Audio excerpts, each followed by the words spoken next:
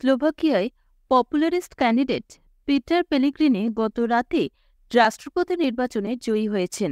Russian friendly mister Pellegrini pro western candidate Ivan কোরকোককে পরাজিত করেছেন 53% ভোটে, যা সারা দেশে pro Russian prime minister Robert ফিকোর দখলকে শক্তিশালী করেছে।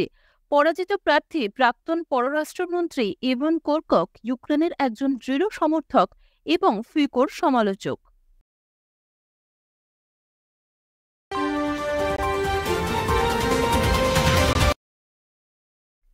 মার্কিন ট্রেজারি ডিপার্টমেন্ট গতকাল এক বিবৃতিতে জানিয়েছে, মার্কিন যুক্তরাষ্ট্র ও চীন intensive exchanges on balance growth করতে সম্মত হয়েছে। চীনের অর্থনৈতিক মডেল, আভ্যন্তরীণ ও বৈশ্বিক অর্থনীতির বৃদ্ধি এবং অর্থ পাচারের বিরুদ্ধে প্রচেষ্টার বিষয়ে মার্কিন অভিযোগের সমস্যার সমাধান সহ বিভিন্ন ইস্যুতে আলোচনা করতে এবং দুটি অর্থনৈতিক গ্রুপ তৈরি করতে উভয় পক্ষই সম্মত হয়েছে। চুক্তিটি মার্কিন ট্রেজারি সেক্রেটারি জ্যানেট ইয়েলেনের চীনে একটি সরকারি সফরের দ্বিতীয় দিনে হয়েছে এবং এই সময় তিনি চীনা নেতাদের তাদের দেশীয় উৎপাদন নীতি পরিবর্তন করার জন্য অনুরোধ জানিয়েছেন।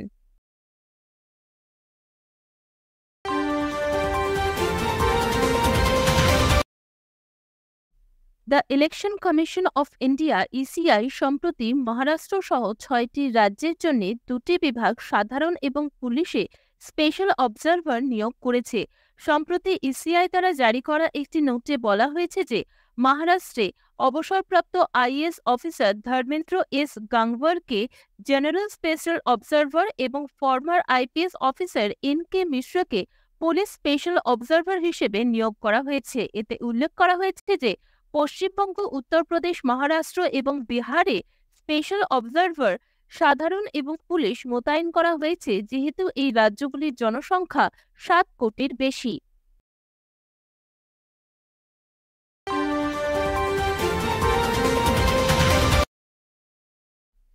ইন্ডিয়ান শাটলার্স অনুপমা উপাধ্যায় এবং এম থারুন আস্তানায় কাজাখস্তান ইন্টারন্যাশনাল ব্যাডমিন্টন চ্যালেঞ্জ টুর্নামেন্টে পুরুষ এবং মহিলাদের একক বিভাগে শিরোপা জিতেছেন।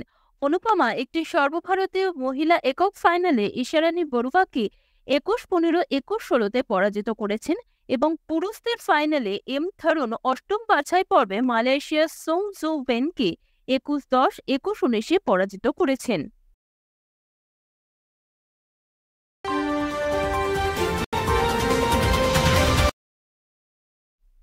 সোমবার নয়াদিল্লিতে অনুষ্ঠিত হতে চলেছে পরিবর্তন চিন্তন, আ পায়োনিয়ারিং ট্রাই সার্ভিস কনফারেন্স, যার লক্ষ্য হল নতুন ধারণা, উদ্যোগ এবং সংস্কারের যৌথতা এবং একীকরণ প্রচেষ্টাকে এগিয়ে নিয়ে যাওয়া।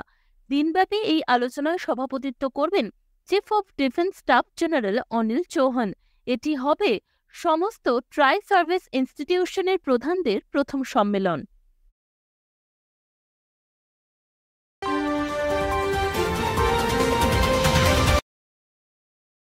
সারা বিশ্বে স্বাস্থ্য সচেতনতা বাড়াতে 7 এপ্রিল বিশ্বজুড়ে পালিত হয় ওয়ার্ল্ড হেলথ ডে বা বিশ্ব স্বাস্থ্য দিবস। বিশ্ব স্বাস্থ্য সংস্থা WHO বিশ্বের জনসংখ্যার অর্ধেকেরও বেশি, অন্তত 4.5 বিলিয়ন মানুষের কাছে প্রয়োজনীয় স্বাস্থ্য পরিষেবার গুরুতর অভাব মেটাতে এই বছরের থিম হিসেবে ঘোষণা করেছেন মাই হেলথ মাই রাইট।